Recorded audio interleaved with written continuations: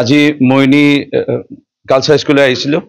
মই যোৱা বৰ্ষতো আহিছিলোঁ, এই বৰ্ষত পুনৰ আহিছোঁ আৰু মই ধন্যবাদ জনাম মইনি PMশ্ৰী গাৰ্লছ হাই স্কুলৰ প্ৰধান শিক্ষয়িত্ৰী ববিনা তাঁতী ডাঙৰীয়ানী আৰু পৰিচালনা সমিতি সকলোৱে মিলি এটা খুব ব্যতিক্ৰমী পদক্ষেপ গ্ৰহণ কৰিছে।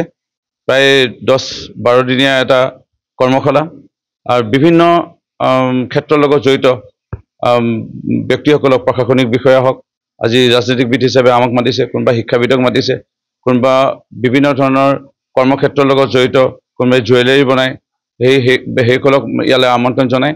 আমাৰ যিসকল দশম শ্ৰেণীৰ ছাত্ৰীসকলৰ তেওঁলোকে কেইদিনমানৰ পিছতে এই বিদ্যালয় এৰি যাব আৰু এটা সংগ্ৰামৰ জীৱন তেওঁলোকে মেট্ৰিক পাছ কৰাৰ পিছতে ল'ব লাগিব।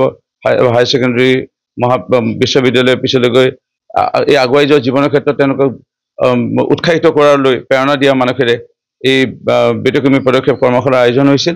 মই আজি আহি পেলাই যথেষ্ট আনন্দিত আৰু মোৰ বিশ্বাস ছাত্ৰীসকলে অলপ হ'লেও উপকৃত হৈছে।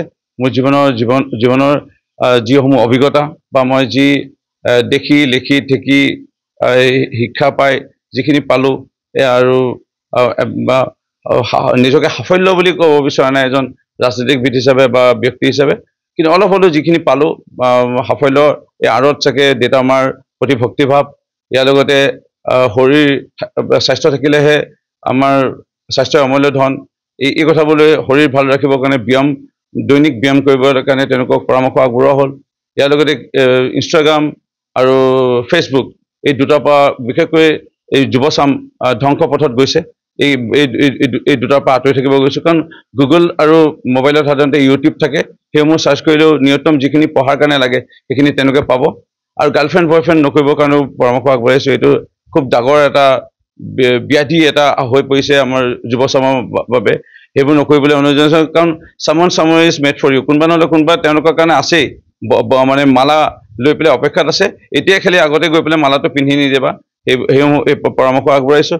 আৰু ইয়াৰ লগতে যদি হাত নথকা ভৰি নথকা ব্যক্তি বা ভৰি কাট খাই যোৱা এগৰাকী ছোৱালীয়ে মাউণ্ট এভাৰেষ্ট বগাইছে বা পৃথিৱীৰ আজি বিভিন্ন মানে জনপ্ৰিয় আৰু ইনফ্লুৱেঞ্চাৰ বুলি যদি পোৱা যায়, তেনে ব্যক্তিসমূহ ভিডিঅ' তেওঁলোকক দেখুওৱা হ'ল আৰু মোৰ বিশ্বাস তেওঁলোকে অলপ হ'লেও উৎসাহিত হৈছে। মই আহি পেলাই খুবেই ভাল লাগিল।